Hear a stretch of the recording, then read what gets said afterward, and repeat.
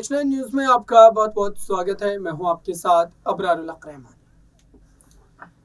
मेरा खास प्रोग्राम मुद्दा आज का में चर्चा करेंगे उत्तर प्रदेश की राजनीति। क्या वाकई उत्तर प्रदेश में सियासी समीकरण अब बनने शुरू हो चुके हैं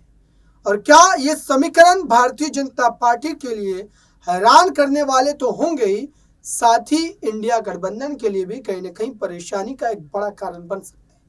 और इस पूरे मामले को लेकर के लगातार हम चर्चा कर रहे हैं, हर वो अपडेट, हर वो जानकारी आप तक पहुंचाने की कोशिश कर रहे हैं और जो सवाल आपके जहन में, जो प्रश्न आपके जहन में, उसका भी जवाब तलाश रहे हैं और ये बताने की कोशिश कर रहे हैं कि आखिरकार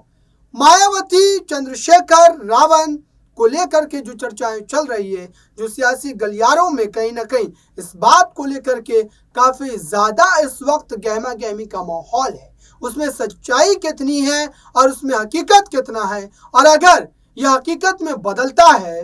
तो सीट शेयरिंग का फॉर्मूला क्या होगा, किस ढंग से मायावती और चंद्रशेखर रावण इस गठबंधन को अपने आखिरी मरहले में पहुंचाते नजर आएंगे।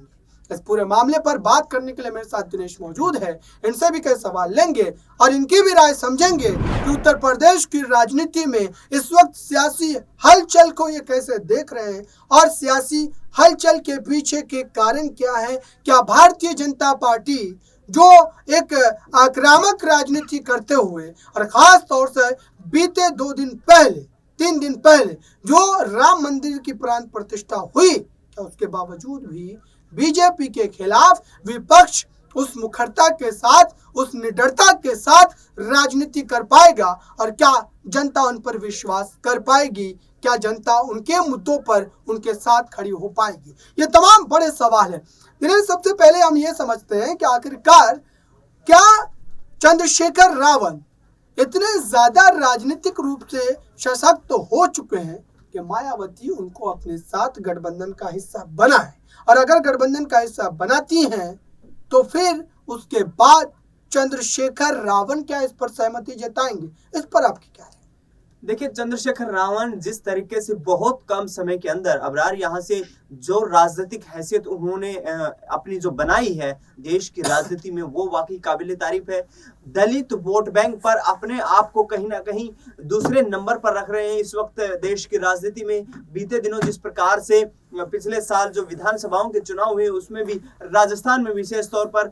आजाद समाज पार्टी और आरएलपी मिलकर साथ, यानी कि हनुमान बेनीवाल के साथ मिलकर चुनाव लड़ते आए, तो कहीं ना कहीं पृष्ठभूमि को तैयार कर रहे हैं। और मायावती जो पिछले 2 लोकसभा चुनाव से हम देखें या फिर यूपी में 2 विधानसभा चुनाव में देखें, उतनी सक्रियता से नजर नहीं आई है जितनी सक्रियता से वो 2014 से पहले या फिर 2017 में जो यूपी विधानसभा चुनाव हुए उससे पहले जिस आक्रामकता के साथ, जिस तरीके से लोगों के बीच जाती थी, वहां पर बातचीत करती थी, मुद्दे समझती थी, दलित समुदाय की जो है मसीहा मानी जाती है, काशीराम अंबेडकर के विचारों को फॉलो करती है, तो ऐसे में उनका अच्छा खासा वर्चस्व है, वोट बैंक है। लेकिन चंद्रशेखर रावण की कोशिश है कि युवा होने के साथ साथ यूथ का जो है अट्रैक्शन अपनी तरफ खींचा जाए। दूसरी तरफ यदि देखें तो मायावती की निष्क्रियता बोलूंगा मैं इसको, कि राजनीति में जिस तरीके से उन्होंने अपने आप को हाशिए पर खुद ही कर लिया है, क्योंकि 2022 के यूपी विधानसभा चुनाव में महज 1 सीट पर सिमट कर रह गई मायावती यहां से। तो कहीं ना कहीं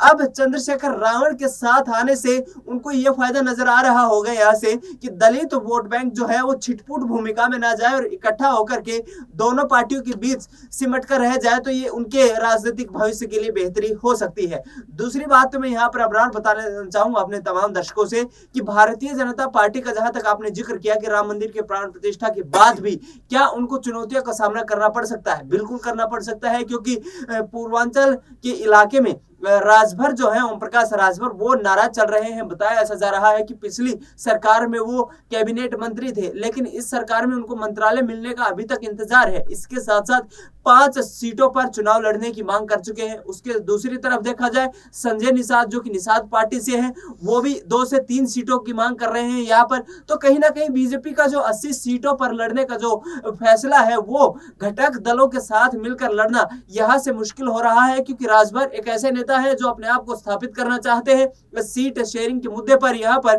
5 सीटों की मांग करते नजर आ रहे हैं, तो कहीं ना कहीं बीजेपी को भी इस पर माथापच्ची करने की जरूरत है और आगामी वक्त में देखना ये दिलचस्प होने वाला है कि इन चुनौतियों से पार बीजेपी कैसे पाती है और मायावती, चंद्रशेखर आजाद यदि इंडिया गठबंधन में शामिल हो जाते हैं तो फिर ये राह बिल्कुल मुश्किल हो जाएगी। अच्छा दिनेश, एक जो है पक्ष हमें ये देखने को मिलता है कि चंद्रशेखर रावण और मायावती एक गठबंधन का हिस्सा हो सकते हैं, और अगर ये आने वाले दिनों में सफल नहीं हो पाता है तो क्या अखिलेश यादव भी एक विकल्प होंगे? क्या अखिलेश यादव मायावती की तरफ जा सकते हैं? चूंकि उत्तर प्रदेश में इस समय विपक्ष के दो ही बड़े चेहरे हैं और वो चेहरे अखिलेश और मायावती के हैं, और ऐसे में अखिलेश यादव अगर इस गठबंधन को करते हैं और क्या ये गठबंधन करने के बाद नतीजे उनके पक्ष में रहेंगे? चूंकि पिछली बार जो चुनाव हुए थे, दोनों ने जो साथ मिलकर के चुनाव लड़े थे, उस चुनाव में नतीजे उतने ज्यादा अच्छे नहीं रहे, लेकिन इस बार अगर बनता है ये समीकरण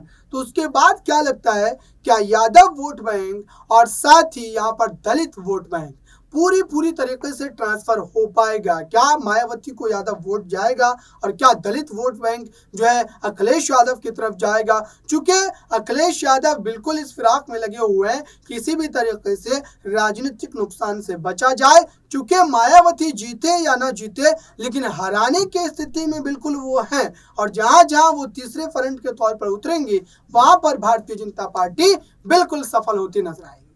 देखिए अबरार, यहाँ से अखिलेश यादव का राजनीतिक करियर जो है वो इस मुहाने पर खड़ा है कि समाजवादी पार्टी को बचाना उनके लिए काफी महत्वपूर्ण है। यूपी में विधानसभा की बात की जाए तो मुख्य विपक्षी दल के रूप में मौजूद है। दूसरी बात कर ली जाए कि अखिलेश यादव क्या मायावती के साथ उत्तर प्रदेश में मिलकर के वहां पर एक गठबंधन बनाएंगे, तो इसकी संभावनाएं भी अपार लगाई जा रही हैं, क्योंकि जिस आधार पर 2019 के लोकसभा चुनाव लड़े गए थे उस वक्त ये तीनों दल एक साथ थे जिनमें कांग्रेस भी साथ थी, और उस वक्त मायावती को 10 सीटें मिली थी, अखिलेश यादव 5 सीटें जीतने में कामयाब हुए थे। इसके इतर शिवपाल यादव ने भी यही कहा है कि मायावती जब हमारे साथ आती हैं तो उनको बेहतर परिणाम मिलते हैं, ऐसे में वो दूर होकर चुनाव क्यों लड़ना चाहती है ये समझ से परे है। हो सकता है कि अंतिम वक्त पर एक ऐसा फैसला करती हुई मायावती यहां से नजर आए जहां पर यूपी की पृष्ठभूमि पर कम से कम उन तमाम क्षेत्रीय दलों के साथ मिलकर चुनाव लड़ा जाए जहां से पार्टी का राजनीतिक अस्तित्व बचाया जा सके, क्योंकि 10 सीटों पर 2019 में चुनाव लड़ा था। जाहिर तौर पर आगामी वक्त में यहां पर बेहतर प्रदर्शन पाने की उनकी एक रणनीति बन रही होगी। यहां पर लगातार जो कोशिशें करती नजर आ रही है, पिछले वक्त जिस प्रकार से अपने जो तमाम कार्यकर्ता थे उनमें ऊर्जा का एक स्रोत लाने की उन्होंने अपने भाषणों से कोशिश की और कहा कि तमाम जो यहाँ पर कार्यकर्ता है उनको एकजुटता से चुनाव लड़ने की जरूरत है, किसी के साथ कोई गठबंधन नहीं होगा, सरेंडर करने की जरूरत नहीं है, हताश निराश होने की जरूरत नहीं है। यूपी की राजनीति हमारा अधिकार रहा है, हमारा आधार रहा है और यहाँ से हमें अपने पार्टी के संगठन को और ऊंचाइयों तक ले जाना है। तो कहीं ना कहीं समझ यही आ रहा है कि यदि बीजेपी के साथ मायावती नहीं जाती है तो फिर इन दोनों के गठबंधन की संभावनाएं लगाई जा सकती हैं। बिल्कुल, इस पूरे मामले पर जो भी तमाम अपडेट होंगी हम आप तक पहुंचाते रहेंगे। 2024 लोकसभा चुनाव से जुड़े तमाम अपडेट को जानने समझने के लिए देखते रहिए नेक्स्ट 9 न्यूज़।